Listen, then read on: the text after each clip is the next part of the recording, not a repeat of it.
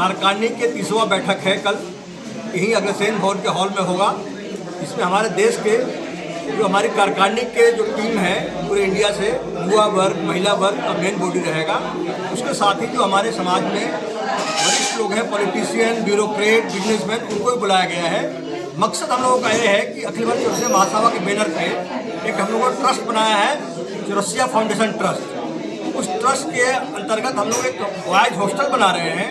लोगों ने सोचा कि यार हम लोग भी एक ऐसे हॉस्टल का निर्माण दिल्ली के अंदर किया जाए। हम लोग समझ रहे हैं कि अपने कार्य में पूर्ण रूप से सफल होंगे।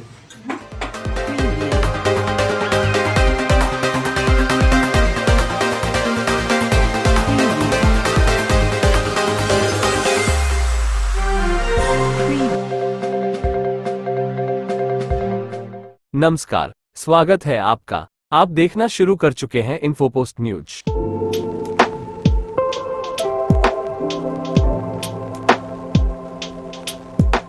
प्रदीप चौरसिया जी, ये अखिल भारतीय चौरसिया महासभा के राष्ट्रीय अध्यक्ष, ये बनारस से आए हुए हैं।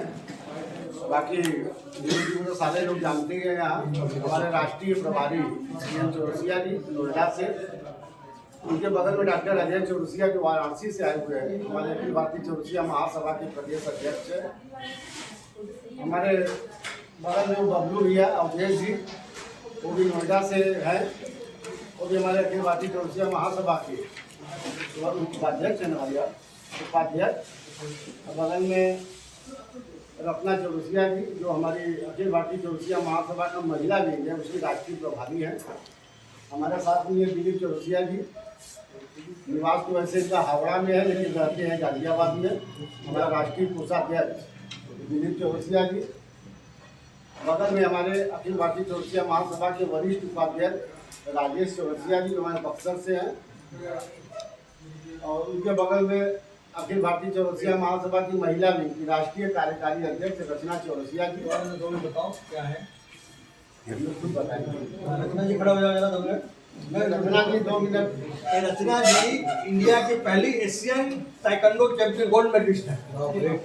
ताइक्वांडो गोल्ड मेडलिस्ट रही है। मैं 8th डिग्री ब्लैक बेल्ट हूँ, साउथ एशियन की पहली फीमेल हूँ जो 8th डिग्री हासिल की हूँ ताइक्वांडो कोरियन मार्शल आर्ट। बगल में महिला विंग की राष्ट्रीय महासचिव गणेश्वरी चौरसिया जो वाराणसी से है। आज अखिल भारतीय चौरसिया महासभा और चौरसिया फाउंडेशन ट्रस्ट आपके साथ यहाँ पर एक पत्रकार वार्ता यहाँ पर कर रहा है। अखिल भारतीय चौरसिया महासभा का 2 दिवसीय कार्यक्रम 16 और 17 मार्च को, 16 मार्च को इसी अग्रसेन भवन में हमारी राष्ट्रीय कार्यकारिणी की 30वीं बैठक कल 16 मार्च को सुबह 10:30 बजे से यहाँ पर आयोजित है। और हम लोगों के हर 3 साल पर एक चुनाव होता है। तो इस चुनाव में प्रदीप भैया के नेतृत्व में नई टीम बनी है 2023 से 2026 तक के लिए। और चुनाव के बाद ही इन्होंने एक घोषणा किया था, एक वचन लिया था कि मैं समाज में उच्च श्रेणी की शिक्षा के लिए जो हमारे समाज के गरीब तबके से बच्चे आते हैं, वो टैलेंटेड तो है, पढ़ने लिखने में भी तेज है, लेकिन पैसे की कमी के कारण वो चीज हासिल नहीं कर पाते जिसके हकदार होते। तो हम लोगों ने उसी दिन से एक प्रयास करके दिल्ली में रोहिणी सेक्टर 25 के अंदर एक जमीन को क्रय किया गया, उसका ट्रस्ट बनाया गया, रजिस्ट्रेशन किया गया, और उसी में एक 17 तारीख को एक भूमि पूजन वहाँ पर होने जा रहा है। फिर उसके बाद हम लोग छात्रावास में हाथ लगेगा 17 मार्च जी।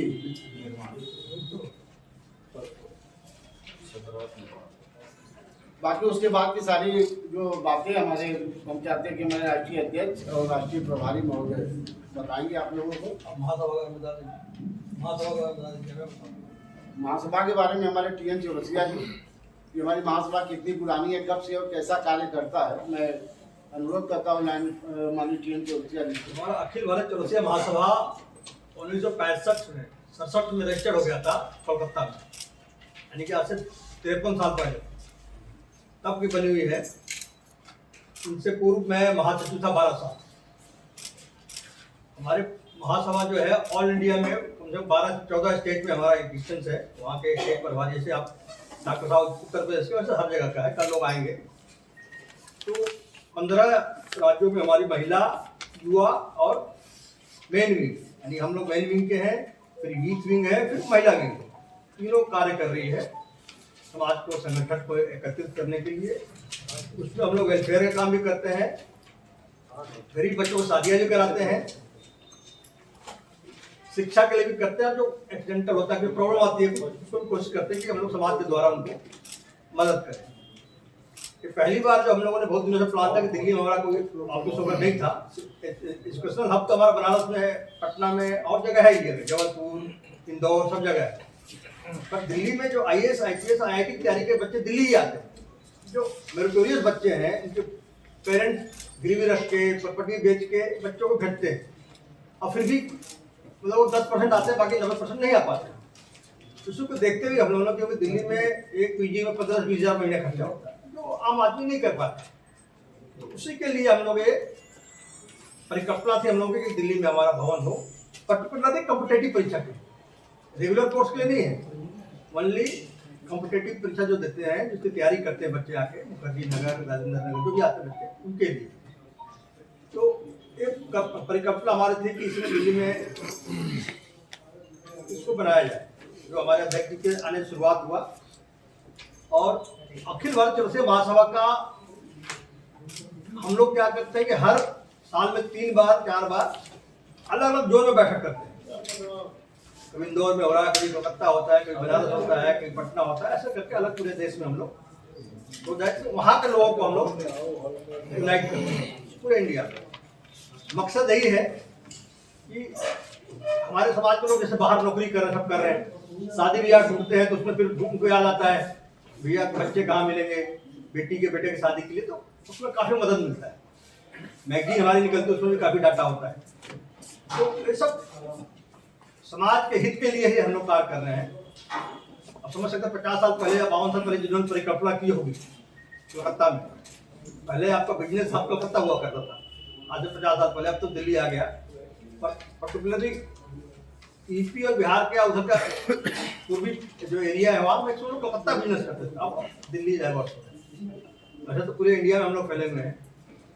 तो मेन हमारा मकसद है कि समाज की शिक्षा के ऊपर आगे बढ़े। सर मेरा सवाल ये है, आपने नोएडा में नहीं क्यों खोला, आपने दिल्ली में क्यों खोला? क्योंकि दिल्ली में हर सुविधा उपलब्ध है वहाँ पर। Basically UP, Bihar, Delhi, NCR से जितने भी बच्चे आते हैं वो नोएडा आते हैं IPS, IPS बनने के लिए, तो आपने ये चीज़ दिल्ली में ही क्यों किया? मैं बता रहा हूँ क्योंकि हमारा पूरा ऑल इंडिया का ऑर्गेनाइजेशन है। दिल्ली का स्टेट, यूपी का स्टेट है, दिल्ली सेंट्रल है, यानी पूरे इंडिया का एक सेंट्रल हब बनेगा। वहाँ पे हम लोगों ने जो प्लानिंग किया हुआ, ग्राउंड फ्लोर पे ऑफिस और हॉल रहेगा बैठने का, फर्स्ट फ्लोर पे 8-10 कमरे हम लोग गेस्ट हाउस बनाएंगे, जो लोग बाहर से आ रहे हैं इलाज कराने कोई काम से, तो वहाँ रुकेंगे, और बिल्कुल मेट्रो के पास है, मेट्रो के पास। और बाकी 3 floor, second, third, fourth floor जो है वो स्टूडेंट कॉम्पिटेटिव तैयारी करेंगे। टॉप फ्लोर पे मेस में पेंट्री होगा। कमरे कितने बनेंगे? करीब 75-80 साथ रहे। आपने इसमें कोई कैटेगरी बनाई है पात्र के लिए, तो कोई या सभी? नहीं, उसके लिए जो हमारे विंग है जिसमें IAS, IPS, IITN लोग हैं, वो लोग काउंसलिंग करेंगे कि कौन सा बच्चा आगे निकल सकता है। लेकिन भीड़ तो इकट्ठा 70-75 में तो कुछ होना नहीं है, बट उसमें हम लोग देखते हैं कौन बच्चा मेरिटोरियस है, उसका बैकग्राउंड क्या है, उसमें इंटरव्यू लेंगे, काउंसलिंग करेंगे, देन उसको फिक्स करेंगे। अमाउंट कैटेगरी क्या रखी है आपने? अमाउंट की अमाउंट के लिए ऑलमोस्ट फ्री ऑफ कॉस्ट है, बिकॉज जो वहाँ का बिजली पानी, जो वहाँ का मैनेजर रहेंगे या जो भी स्टाफ रहेंगे, उसका कॉस्ट भी हम लोग लेंगे, और प्लस 5 से 10% हम लोग कोशिश करेंगे मेंटेनेंस के लिए, क्योंकि हम लोग बना कर दे देंगे। भविष्य में बिजली खराब हो रहा है, पानी नहीं आ रही है, कोई प्रॉब्लम हो तो 10% हम लोग ऐड करेंगे, यही कॉस्ट है। यानी कि जो कॉस्ट टू कॉस्ट होगा उसमें हमें अर्निंग नहीं करना है। खाने का भी एक्स्ट्रा पे नहीं करना, खाने का करेंगे, मेस रहेगा उनका बच्चों का। रहने के लिए सिर्फ बिजली जो बिल आता है, रेगुलर मंथली बिल जो आएगा वहाँ खर्चे का, उसमें करके डिवाइड करके अप्रॉक्स आप कितना मानते हैं, कितना आ जाएगा? मुझे लगता है कि बहुत ज़्यादा नहीं आएगा, 200-2,500 आएगा बस। पर अभी टू अर्ली टू से, क्योंकि अभी तो हम लोग शुरू करेंगे तो पता चलेगा। क्या सर? टोटल जमीन कितनी है? ये अप्रोक्सीमेट 262 स्क्वायर का यार्ड है, ये रोहिणी के पास। कितने कमरे? हाँ 25 में। इसमें हर फ्लोर पे 8 कमरे हैं, टोटल 4 फ्लोर है, ग्राउंड छोड़ के फर्स्ट सेकंड थर्ड फ्लोर।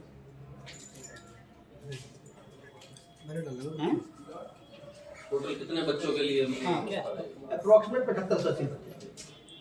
एक रूम में, हर रूम में 3 बेड लगेगा, 3 अलमारी, 3 टेबल, क्योंकि चौड़ाई ज़्यादा है इसका, तो 3 बच्चे वहाँ रहेंगे दोनों साइड में करके हर फ्लोर पे। और ग्राउंड फ्लोर पे लाइब्रेरी, कंप्यूटर रूम और बेसिक चीज़ें रहेंगी, और एक साइड में पूरा ऑफिस और हॉल रहेगा। टेरेस पे मेस और बच्चों को बैठने उठने के लिए पढ़ सकता है, उसके लिए। चुरसी आपने रोहिणी क्यों चुना? क्योंकि दिल्ली एनसीआर काफी बड़ा क्षेत्र है और रोहिणी बिल्कुल कोने में पड़ जाता है, ऐसे में क्या आपको? मैं बता रहा हूँ, देखिए दिल्ली के मैक्सिमम दिल्ली यूनिवर्सिटी और मुखर्जी नगर एरिया है, यहाँ कॉम्पिटिटिव करते हैं। जो ये हमारा जगह है वो रिठाला मेट्रो के पास है, जो डायरेक्ट मेट्रो ही जाता है। अगर नोएडा से दिल्ली यूनिवर्सिटी जाना है तो 3 मेट्रो चेंज करके जाना पड़ेगा, वो डायरेक्ट वहाँ बच्चे के बैठेंगे। बल्कि जो नरेला वाला मेट्रो चालू हो जाएगा तो 250 मीटर भी नहीं जाएगा। छात्रावास दोनों के लिए हो क्या, गर्ल्स और बॉयज? नहीं, अभी तो बॉयज के लिए, पहला प्लान बॉयज के लिए है, सेकंड टर्म में दिखाई अभी शुरुआत है। सर प्राइमरी हेल्थ के लिए वहाँ पे क्या है? हाँ जी, प्राइमरी हेल्थ के लिए, हेल्थ के लिए। मतलब जो बच्चे वहाँ पे रहेंगे, अगर कल को खुदा न खास्ता थोड़ा बीमार होते हैं तो कोई लोकल डॉक्टर या लोकल हो जाएंगे, जो कहीं भी रहता है, घर में हम लोग रहते हैं तो बाहर ही जाते हैं ना। अभी इतना एडवांस पे नहीं आया, तो आके रहे पढ़े लिखे, हम चाहते हैं 10 IAS निकले। और जैसे जैसे रिक्वायरमेंट होगा बढ़ाएंगे। जी मैम,